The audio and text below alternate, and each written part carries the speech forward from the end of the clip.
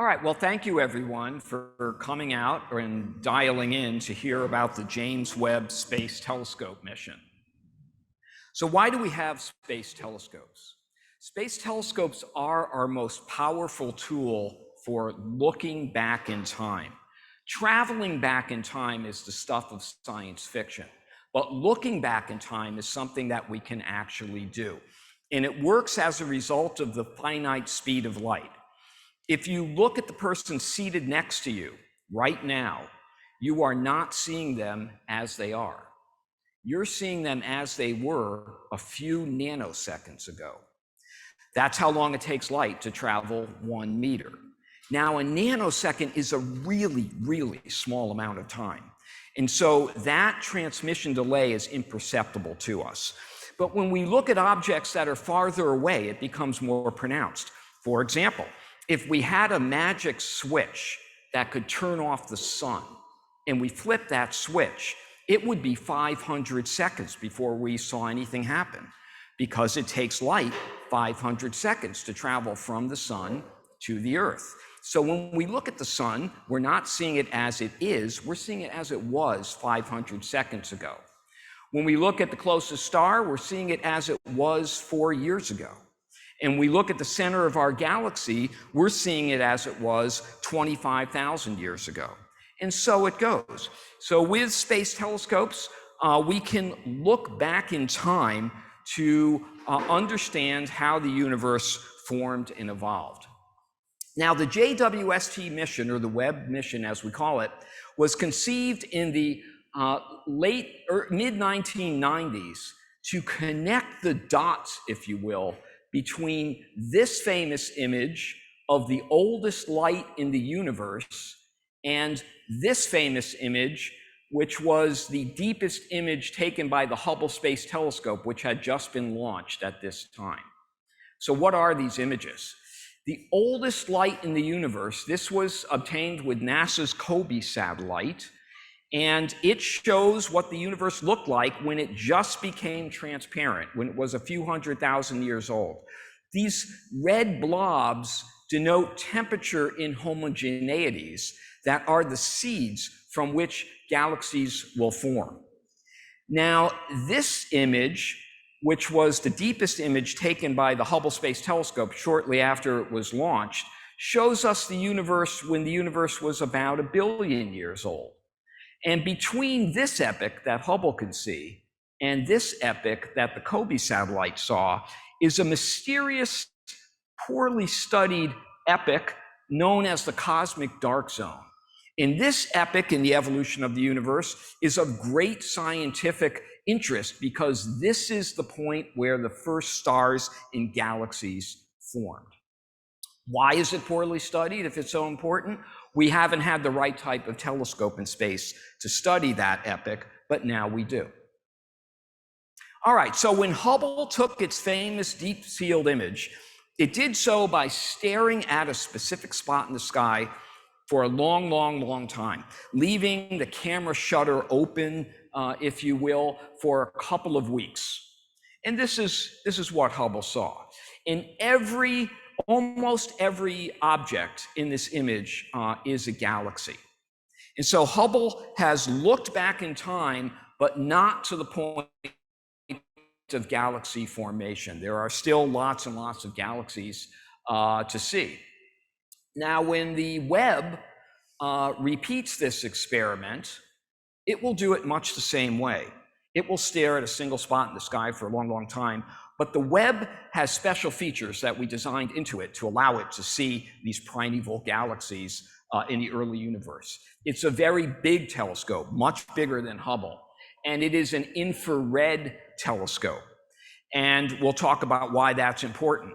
And so when the Webb does this experiment, it should see everything there is to see.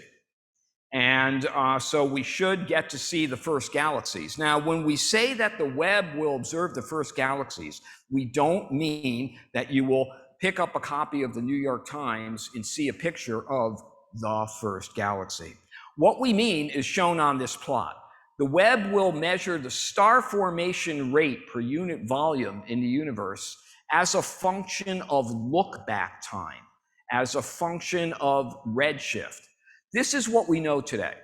And you can see as we go to high look back time, the data stop, the error bars become big, and this is, nature calling for the Webb Space Telescope. And when the Webb fills in this data, it will fill it in with very high quality data that allows us to discriminate between theoretical models of how the universe formed and evolved.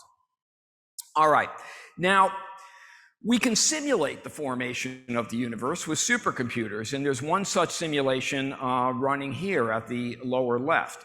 And you can see that the normal matter in the universe, like the matter, the stuff we're made out of, is distributed in a spider web type arrangement known as the cosmic web. And the Webb Space Telescope will help us understand how this structure formed and evolved. Now, when we look at galaxies nearby with the Hubble Space Telescope, they have the shapes or morphologies that you've all seen in textbooks and in posters.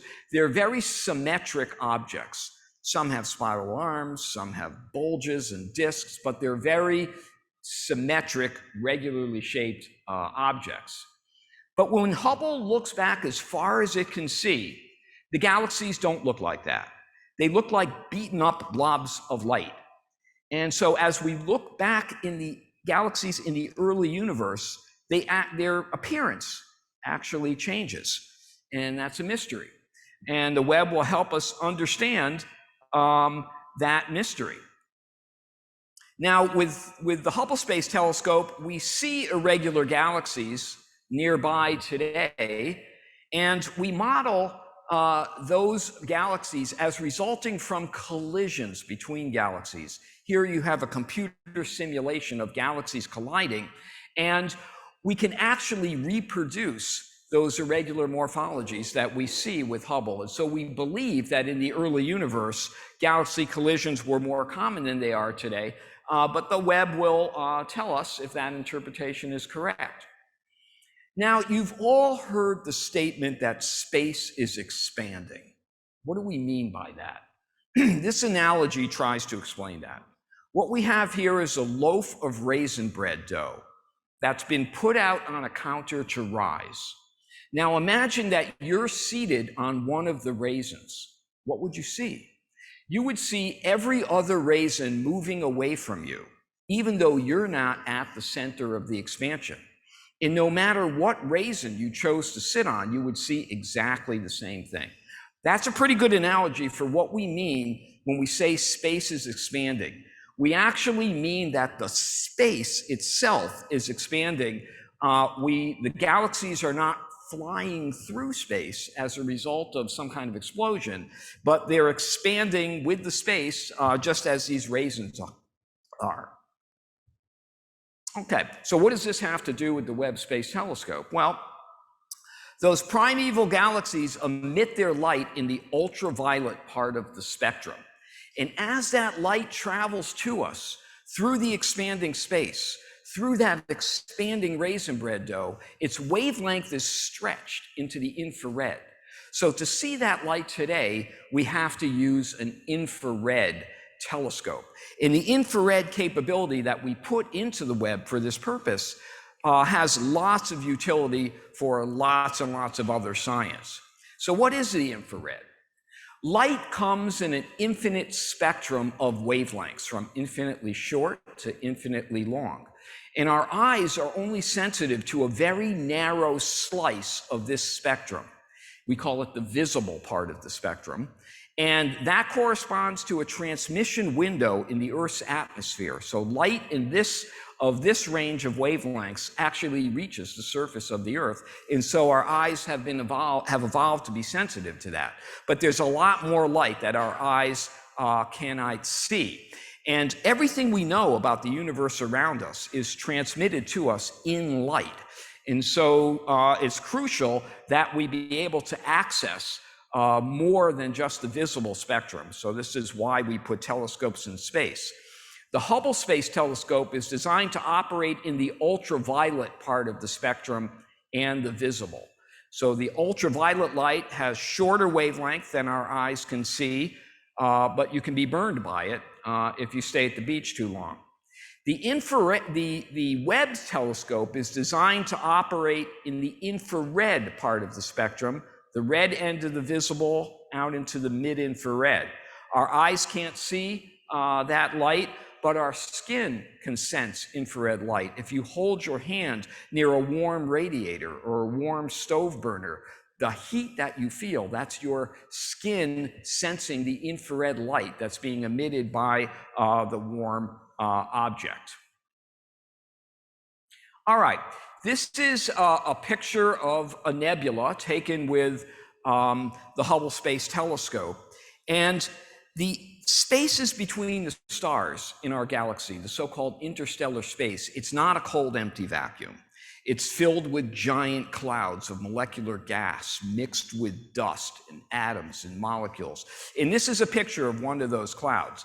And what's going on here is there's some newly formed stars that are producing a lot of ultraviolet radiation that's ionizing the molecular hydrogen that's forming, that is this cloud, to create this visible nebulosity. And the Hubble Space Telescope zoomed in on a part of this object to produce this very famous image called of the Eagle Nebula. And what do we see in this image? These are filaments of that giant molecular cloud. So this is molecular gas. It's opaque because it's mixed with dust. And inside these filaments, stars are forming. Now, if we look at that same field in the infrared, the longer wavelength infrared light can see through the dust.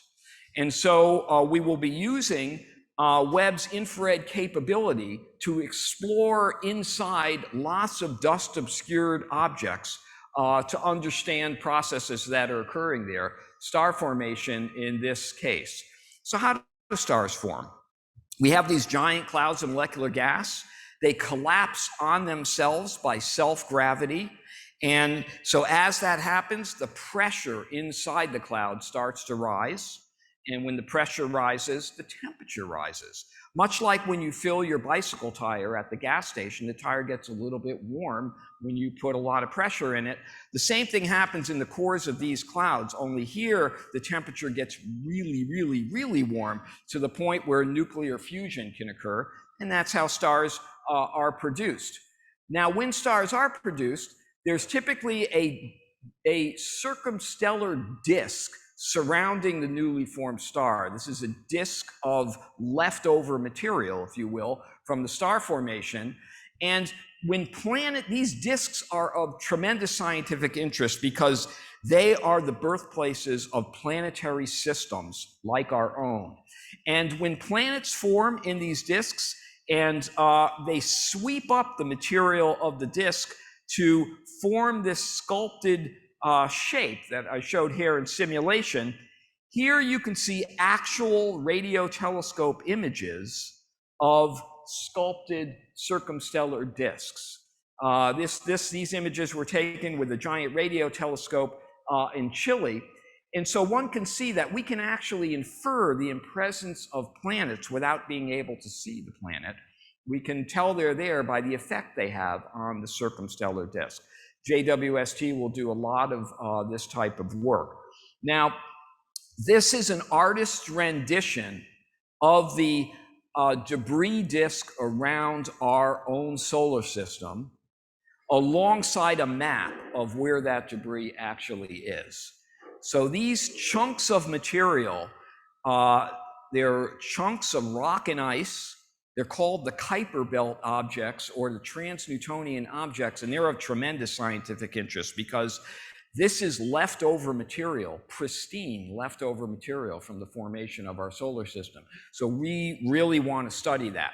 So we've put special tracking capability into the Webb telescope to enable it to observe these objects. Now, we recently visited a Kuiper Belt object for the very first time. NASA's New Horizons mission was sent to fly past Pluto for the first time. And when it finished the Pluto part of its mission, we sent it on to image for the very first time a Kuiper Belt object. And this is what we saw. And it was very exciting because it turned out to be two objects that were fused together. And we've been able to model that as a result, two objects resulting from a very low velocity collision of just a few meters per second. We've shown that those objects can fuse together without either one being destroyed. And this is of great interest for planet formation theory, in which smaller particles agglomerate into successively larger bodies, ultimately producing a planet over 100 million years or so. JWST will do a lot of work on the Kuiper Belt. It will use its non-sidereal tracking capability to study the planets of our own solar system, the outer planets. The Webb will study Jupiter and Saturn. On Jupiter, it will study, among other things, Jupiter's Great Red Spot. This is a storm that has been raging on Jupiter for more than 400 years. It's seen today by Hubble to be shrinking. So the Webb will help us understand that phenomena, and it will help us understand why the red spot is red. We still don't know why it's red. In the case of Saturn, the Webb will look for moons of Saturn that were too faint for a flyby spacecraft to have seen. And the Webb will also study moons of Jupiter and Saturn for water that may exist on those moons. Now, most of the water in our solar system is likely not on the Earth. These moons, Europa and Enceladus, are believed to contain vast oceans covered by a thick crust of ice. And when tidal forces act on that ice, the ice cracks, and you get a geyser phenomena occurring. And this is an actual image from the Cassini spacecraft of this occurring on Enceladus. And so JWST will be studying spectroscopically the chemistry of this ejecta to really understand what's happening there. It's possible that life could exist in these oceans. We know from the study of the mid-Atlantic ridge here on the Earth that life can exist there completely independent of the sun on chemical energy. And so we are very interested in understanding the chemistry of these oceans, in part for the search for life.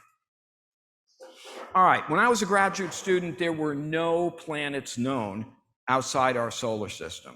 Today, we've identified more than 5,000, and we believe that for all practical purposes, all stars have planets, with the implication that there are billions of habitable worlds in our galaxy. We don't know that they're inhabited, but we know that they're there and that they are habitable. And most excitingly, we've learned how to search for life on them. So the search for extraterrestrial life is no longer the stuff of science fiction. It is very much a major science objective of NASA, and the Webb will begin that process. So how do we look for life on an exoplanet that we can just barely see? Well, we do it by doing something called spectroscopy on the planet's atmosphere. Right, so what is that?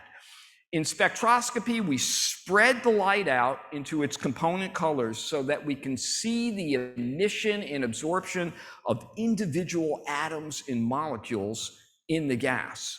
And when we see that, we can actually identify which atom and molecule is producing the feature that we're looking at. So here we have a spectrum of the atmosphere of Mars, Earth, and Venus. And so what is this spectrum? It's a plot of brightness on the y-axis and wavelength on the x-axis. And all these bumps and wiggles are due to emission and absorption of atoms and molecules, in this example, in the atmosphere of the Earth. And we can identify which atom and molecule is producing every one of these little bumps and wiggles. So if the Earth had no atmosphere, this spectrum would just be a flat line. All right, so how do we get a spectrum of an exoplanet atmosphere? We're going to do something called transit spectroscopy, and it works like this. Some of the alien solar systems that the Webb will observe will be observed edge on. And so imagine this cartoon shows that setup. So here we have our telescope and our spectrometer, and we're pointed at this star. And a planet has wandered into our line of sight to the star. We take a spectrum. What will we see? We'll get a spectrum of the star plus a spectrum of the planet's atmosphere. Now we just wait for the planet to move out of the way. We take the spectrum again, subtract the two, and voila, we're left with the spectrum of the planet's atmosphere. Now, I'm making it sound easy. This is really a profoundly difficult measurement that requires photometric precision of parts per million, but it's been turned into an exact science with the Hubble Space Telescope. And the Webb will be doing a lot of this work, and what we'll be looking for are chemistry that is indicative of life. Chemical species that are not produced by abiotic processes. All right, when we first put pencil to paper on what did we have to build to do all that science, we realized that we needed 7 times the light gathering capacity of the Hubble Space Telescope to see those primeval galaxies, which are very, very faint. And we needed Hubble's ability to see fine detail, angular resolution, as they call it. And we needed observing capability spanning the optical to mid-infrared spectrum, as we discussed. So when we realized those 3 things, we then realized that we had 2 huge problems that almost stopped the project dead in its tracks.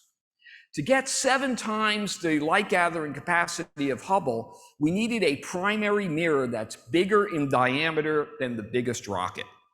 That was problem number 1.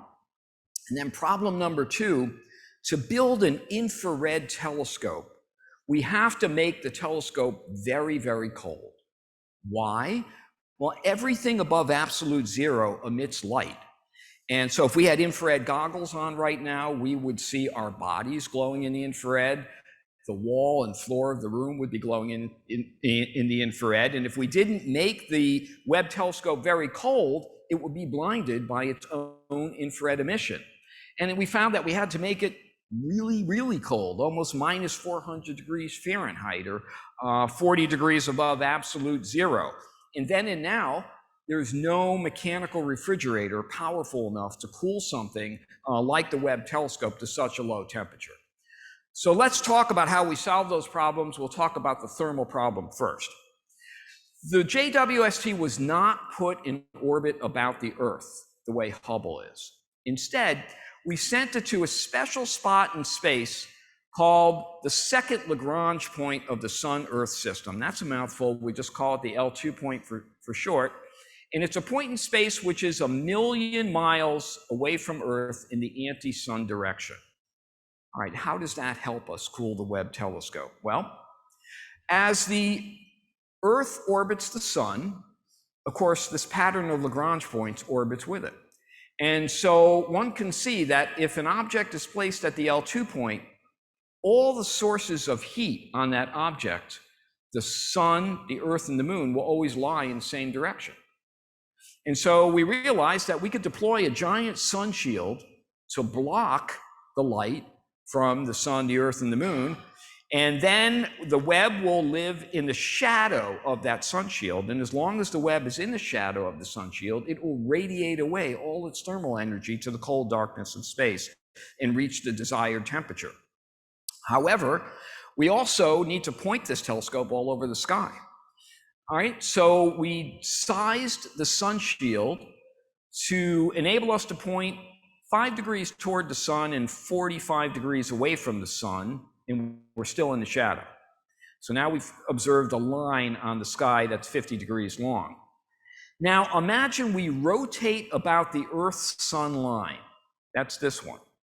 If we rotate about the Earth-Sun line, that's not going to spoil our shadow situation at all.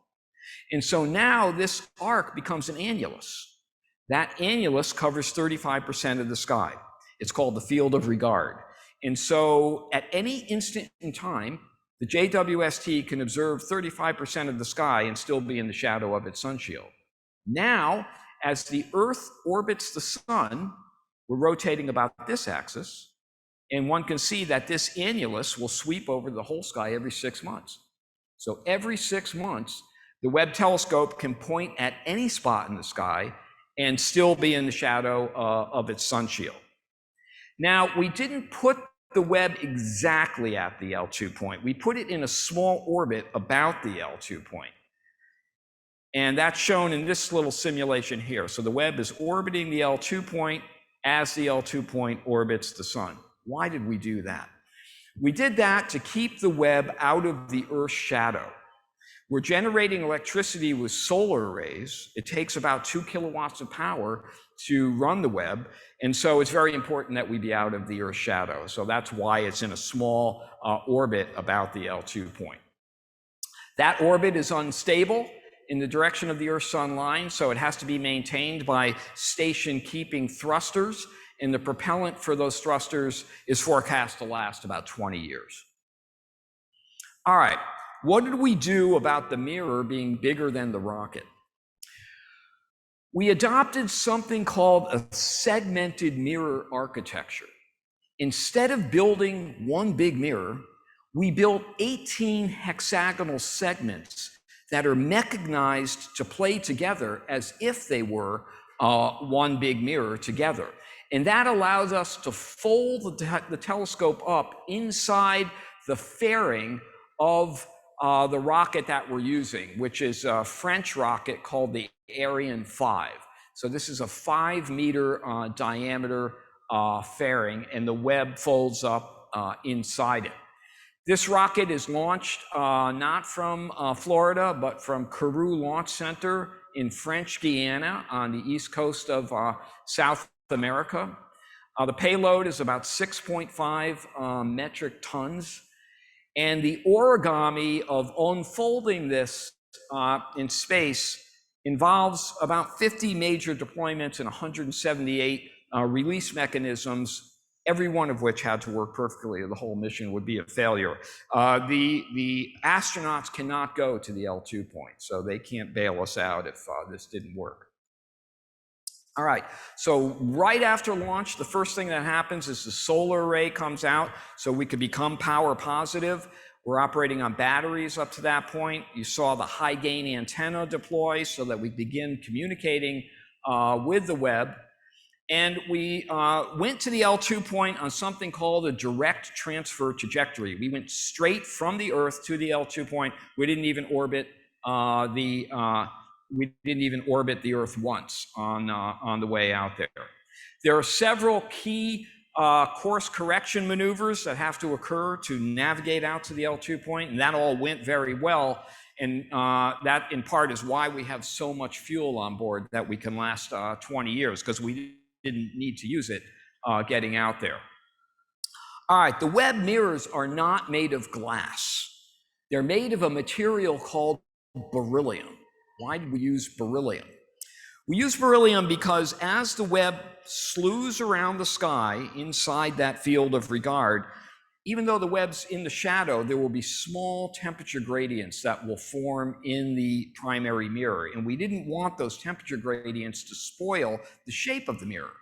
So we had to find a material that had a low coefficient of thermal expansion at the operating temperature of 50 Kelvin, the super cold operating temperature. It turns out that beryllium has that property. And so that's why we chose it.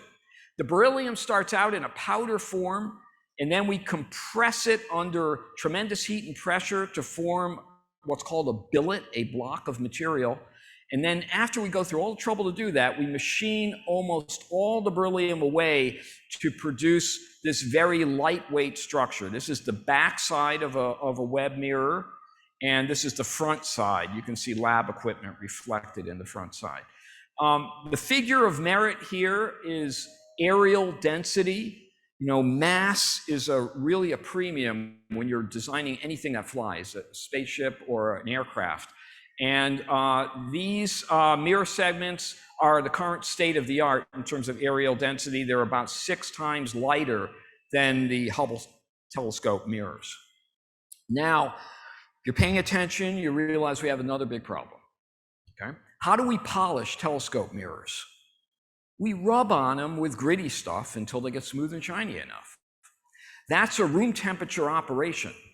So if we're going to polish the mirrors at room temperature and use them at minus 400 Fahrenheit, that means that we have to put in the wrong shape at room temperature in order to get the right shape at the operating temperature. This is done through the magic of computer modeling, but computer modeling is not perfect. And so we had to follow an iterative procedure where we would polish the mirrors part way and then put them in a specially instrumented space simulation chamber at Marshall Space Flight Center in Huntsville, Alabama, so that we could cool these segments down to the operating temperature under actual flight conditions and observe them with special optics test equipment to determine how our polishing is, how our modeling is tracking the reality of what's actually happening with these mirrors. And so this was a long iterative process. It's one of the reasons why it took so long to build the Webb, but it was very successful in the end. This is actual data shown here in the upper right. This is a Webb mirror at room temperature, and these colors denote relief. And when you cool it down to the operating temperature, you end up with a perfectly, flat mirror. And so that work is all behind us, and it was fully successful. All right, this is a robotic pick-and-place machine at a clean room at Goddard Space Flight Center, and this is something that we developed to help install, if you will, the mirror segments on the backplane structure of the telescope. This robotic arm has a very high precision tool on the end of it that's helping these technicians integrate the flight mirror segments onto the telescope structure. These are the actual flight mirrors. They look black because they have covers on them to keep them clean. But just an example of robotics that was used in the assembly of the JWST. You get the idea. All right, now the Webb mirrors are mechanized in 7 degrees of freedom. The 6 that you're familiar with plus radius of curvature. And this is crucial to making them work together as a single mirror. So we have this machinery on the back of each mirror segment with very high precision actuators, and that allows us to adjust each mirror segment in terms of where that segment is pointed and making it coplanar with its neighbors.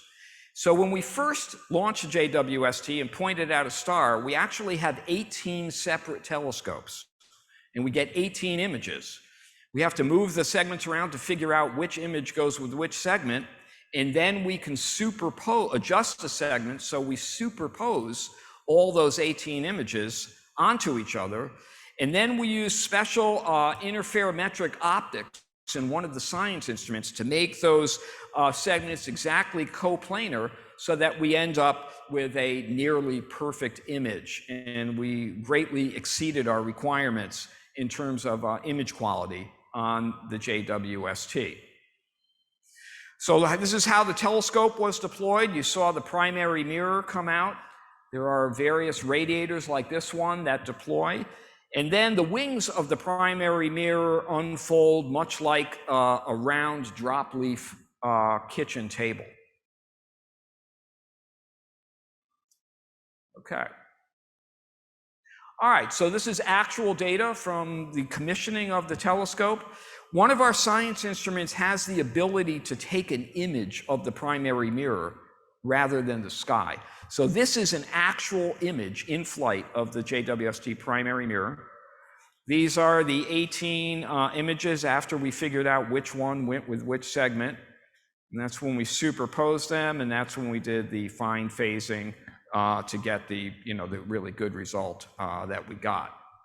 And this is what the tuned up telescope looks like in the field of all the science images. And the Webb is so powerful that in the background of every one of these images is in effect a Hubble deep field image. All right, these are the science instruments on the Webb. We have 4 of them. 2 are led by women. This is the main near-infrared camera on the Webb. We call it the NIRCam. It was led by Marcia Ricci at the University of Arizona with her contractor, Lockheed Martin Advanced Technology Center in Palo Alto, California. And this is the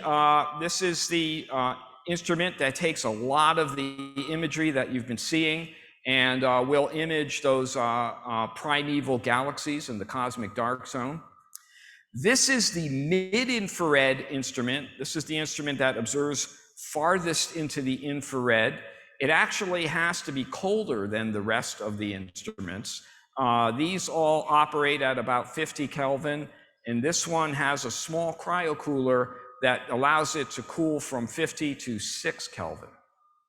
This was led by Gillian Wright at the UK Advanced Technology Centre in Edinburgh, Scotland, along with a consortium of 10 European countries in NASA's Jet Propulsion Laboratory. That's a very programmatically complex team, for those of you that know about such things, but this instrument was the least problematic to develop, and it was the first one delivered. This is the main spectrometer on the JWST. It was built by the European Space Agency in partnership with Goddard Space Flight Center. And it's a very unusual instrument in that it can obtain spectra of 100 objects simultaneously and keep them all separate. That's very important to us because these primeval galaxies are really faint. It takes a long time to observe every one. So if we had to do them one at a time, we would never get a large enough sample size within the mission life. And then finally, we have the Canadian Space Agency instrument. This is two instruments in one. It's a fine guidance sensor that helps us point the JWST at the objects of interest. The fine guidance sensor can sense pointing to about 1/1,000,000th of a degree or 3 milliarc seconds. And then it also has a science instrument function that will focus quite a bit on those exoplanet atmosphere spectra that we talked about. All right, the Webb giant mirror allows us to see Hubble's ability to see fine detail, angular resolution, and this is an example of that.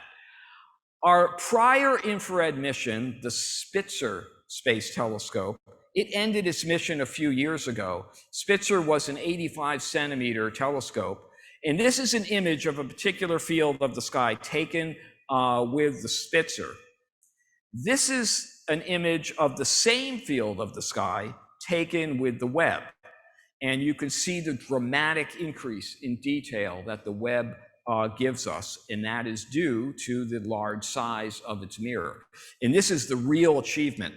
The Webb is giving humanity its first high-definition view of the infrared universe. An analogy that one of my colleagues likes to use is, imagine we're looking at a forest canopy from low Earth orbit, and we just see a big sea of green. With the Webb, you can see the individual leaves on the trees. All right, let's talk about that sun shield.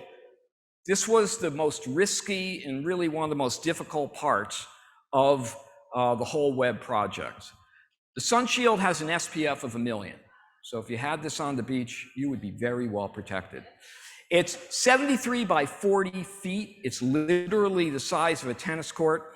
It's made of a heat-resistant plastic-like material called Kapton. It has 5 layers. Each layer is thinner than a human hair. The sun-facing layer is coated with silicon, so it really looks pink in reality. And the other layers are coated with aluminum. The sun shield has to have a certain curved shape to give it the thermal performance that we need. And those of you who sew know that in order to make something curved out of flat cloth, you need a lot of seams. And so each layer of this sun shield is in fact a quilt of 50 pieces involving 7,000 inches of seaming. Here, the seaming is not done with needle and thread, but with thermal spot welds to a very high precision. So deploying this and having it work was the scariest part of the Webb, but it did work perfectly. This is a deployment test in a clean room at Northrop Grumman. These plastic tables there are there for gravity offloading. They're not there in space.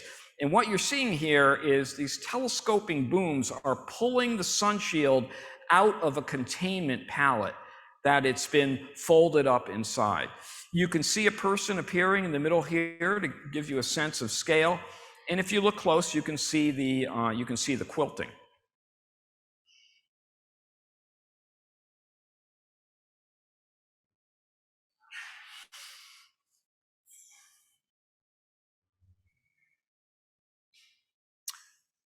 And these spreader assemblies on the periphery separate the 5 layers and tension a cord that's around the periphery of each layer. All right, that deployment, it involved 140 release mechanisms, 70 hinge assemblies, 400 pulleys, 90 cables, 400 meters in length. I mean, this, if anyone here has a mechanical engineering background, this is a real tough job. But it all worked perfectly, and we're lucky that it did, because the Webb, it's absolutely crucial for the operation of the Webb.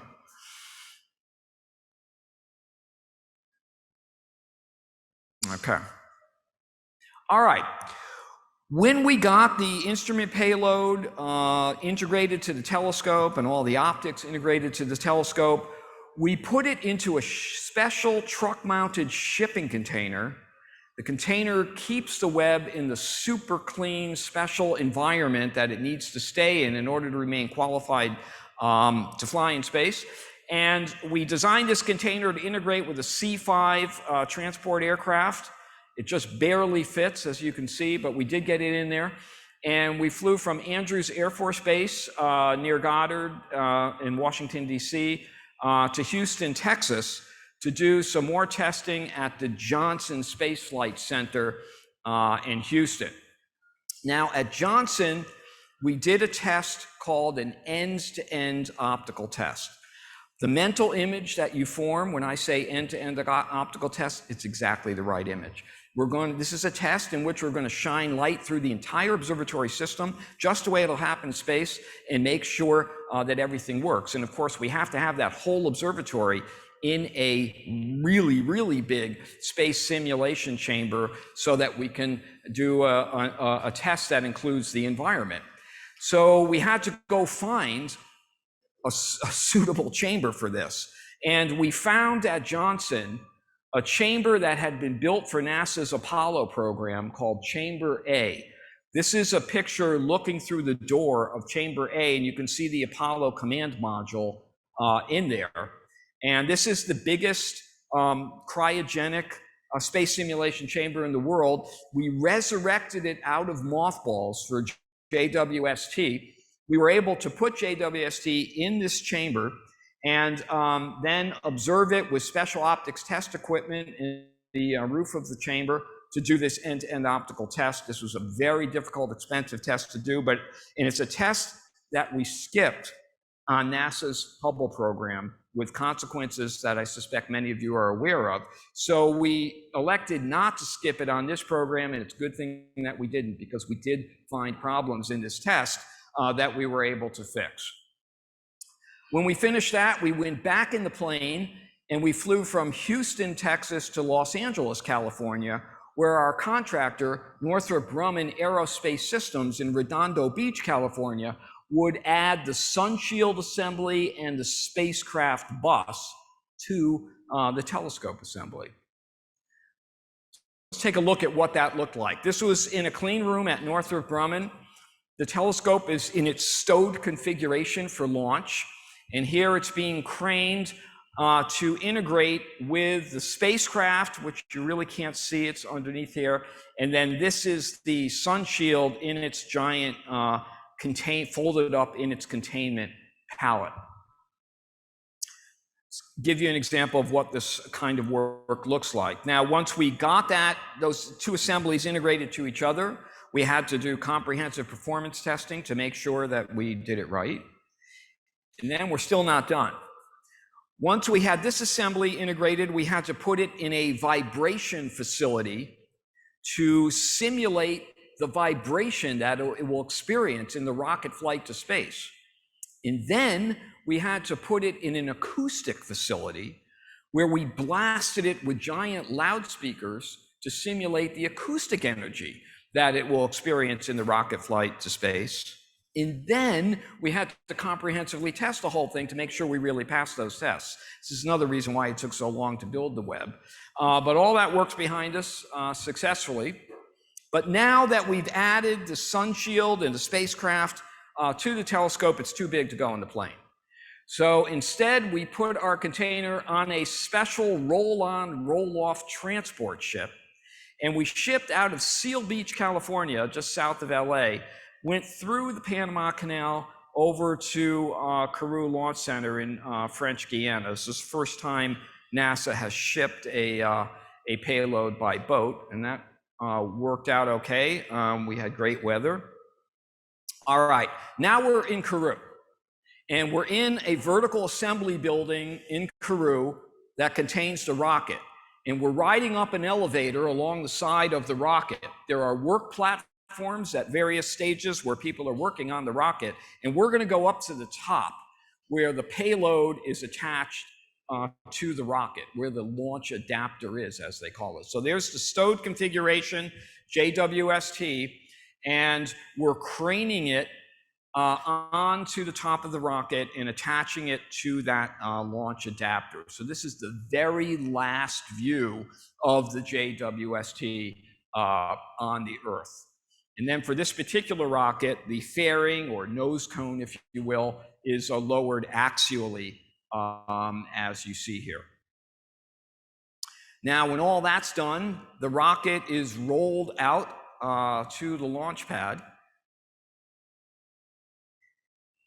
and then it's launched.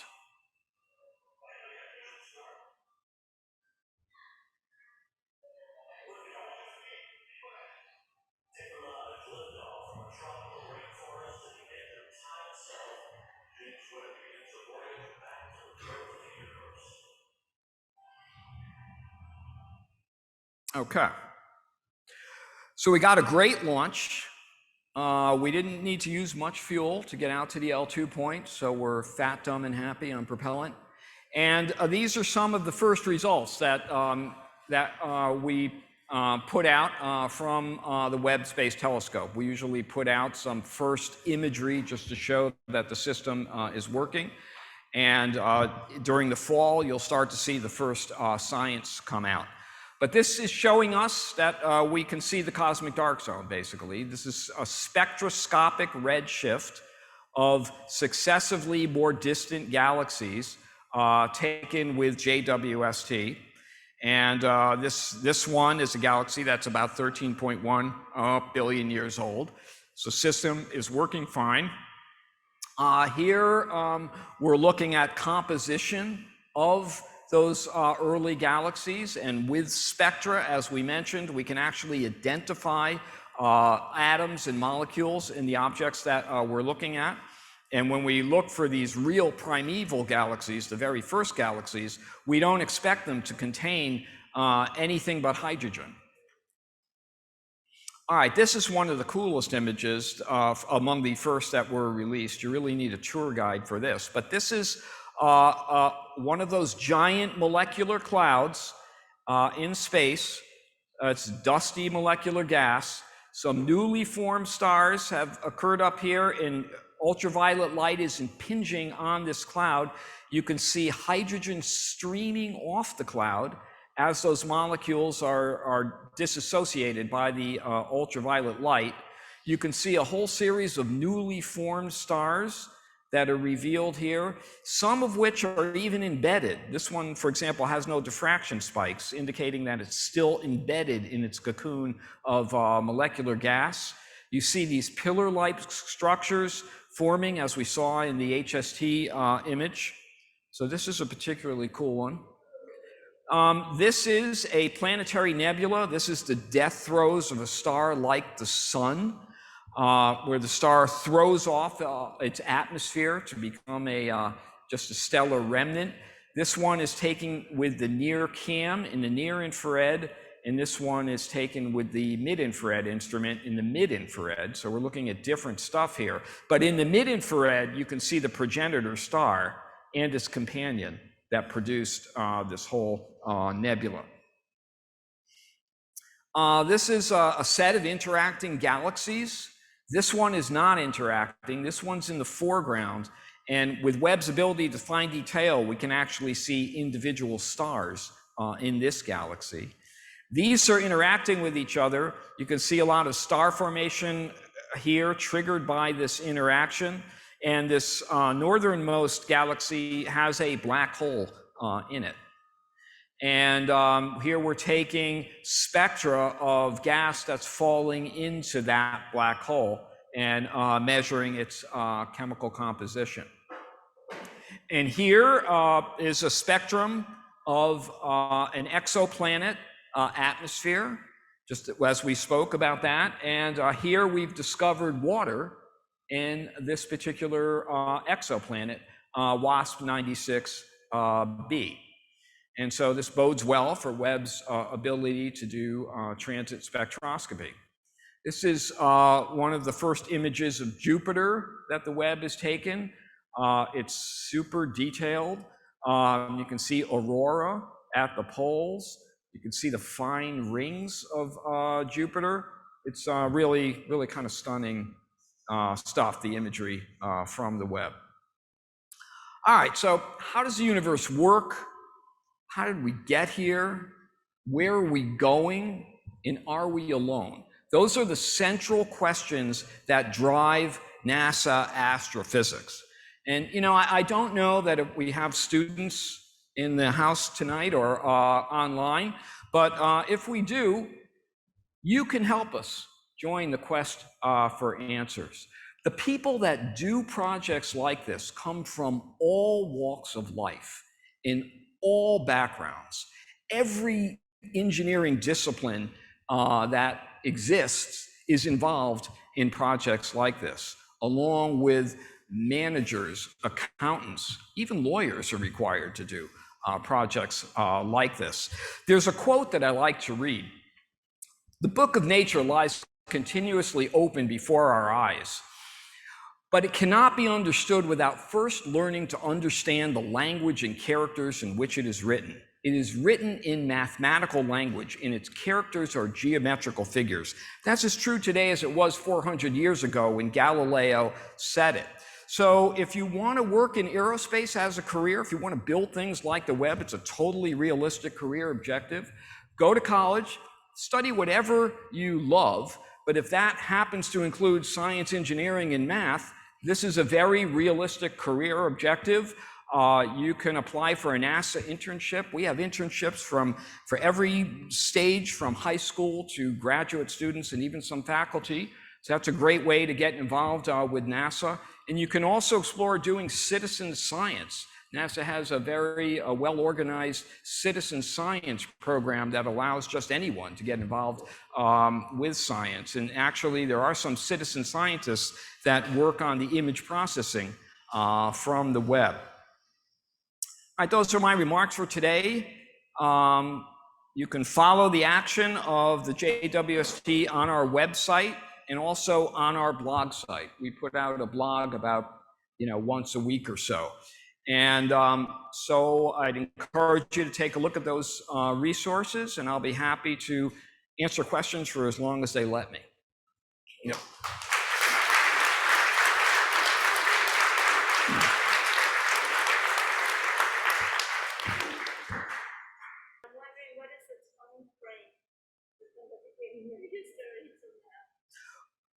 The time frame.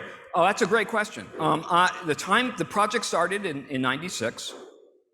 I joined in '97, and we just launched it. So it was a very, very long project, much longer than any of us imagined it would be when we started. But we stuck with it, and it was good that we did. Yeah. So I'm watching, what you accomplished with this, and how much more it was than the Hubble, and I'm wondering, obviously, what you probably have been thinking about through this whole process is, what's the next one? You're going to have bigger payload capacities, and what is going to be the successor to the James Webb? The successor to the Webb is actually going to be smaller. No. It's going to be smaller because it's doing a different kind of science that it's okay to be smaller. It's called the Roman Space Telescope. We mentioned that space is expanding, and in the late 1980s, it was discovered that the rate of expansion is actually increasing. And no one knows why. It's due to a phenomenon that's being called dark energy that somehow resists gravity. The Roman Space Telescope is designed specifically to study that phenomenon. And so it's similar in size to Hubble, a little bit bigger than Hubble. It kind of looks like Hubble, and that's the next thing that's the successor to JWST. The successor to that will be a really big telescope. Yeah, so this is truly fascinating, and particularly the fact that you have to integrate all of these pieces. They have to work together like clockwork, and they're developed all around the world. And I remember when Boeing designed the Dreamliner. Right, exactly. It was the first plane that was developed by partners, and they had all sorts of challenges and delays because of that. So maybe I was wondering if you can comment about lessons learned or challenges in putting together all these pieces. Yeah, it's a great question. So this was a collaboration of 3 space agencies, about 10,000 people around the world, worked on this, a lot of companies. So how do you do that and have everything fit together and actually work? The discipline is systems engineering, and it requires a lot of systems engineering to do a job like this, and that's it's a specific engineering discipline. And we had hundreds of systems engineers on this job. Well, thank you very much for your talk. It's great to see physical things being built at a scale and sent out to space for us bits and bytes people. And my question is again about bits and bytes. I'm curious to kind of hear how the processing takes place once the image is captured. We talk about edge computing. I think this is truly the edge, right? And so what's happening there and what's coming down, and how are the images being synthesized? Okay. The question is, how are the images processed? Okay. So the data comes down by radio transmission. It's received by NASA's Deep Space Network. It is then transmitted by internet to our operations center in Baltimore, the Space Telescope Science Institute. And then the images are processed there. There's a range of image processing software, that's used, but hundreds and hundreds of people process these images. It's pipeline processed. So the astronomer gets the data calibrated in physics units. So all the instrumental effects are removed. The data is calibrated. This is all pipeline processed, and they get the data ready for scientific interpretation. And that's basically how it goes. I'm back. So is there any sort of, like a follow-up to Amit's question, is there any sort of data management at the telescope before the data is transmitted back to Earth? Great question. As scientists, we want the rawest possible data product on the ground. I mean, we want to do nothing to the data in flight. Now, it turns out that that's not possible because I said we're transmitted via radio transmission, but there's finite bandwidth there. And so, if we have too much data volume, we have to do some compression or processing, on board. And so for each instrument, there is a little bit of compression or processing happening on board to bring the data volume down to the point where we can get it down, but we keep it to the absolute minimum. So my question about the sunshade is it thermally disconnected from the science platform, or is there just so little heat transmission or heat conduction through the various attachments that it's immaterial? Oh, yes, it is thermally disconnected from the parts of the payload that have to be cold. It's connected to the spacecraft bus, which operates at about room temperature. Then everything that's cold is well isolated from the spacecraft. Is there a spectrum that if you see it coming from a planetary? The answer is it won't be that simple. We are looking for things called biomarkers or bioindicators. But for something like we discovered life on a planet, the evidence for that has to be really, really absolutely irrefutable. And so it is going to take a lot of biomarkers, bioindicators to build that case. It will probably be multi-missions worth of data to get that info across the spectrum. So the Webb will start that process. The Webb will be focusing on planets that are somewhat larger than the Earth. The Webb can detect water on an exoplanet that's about 3 times the size of the Earth. Why do we care about water when we're looking for extraterrestrial life? It's not because alien life might get thirsty and need something to drink. It's because in order to have the organic chemistry of life occur on a planetary scale, one needs a liquid solvent on a planetary scale, and water is what we're most familiar with. Thank you so much. Thank you.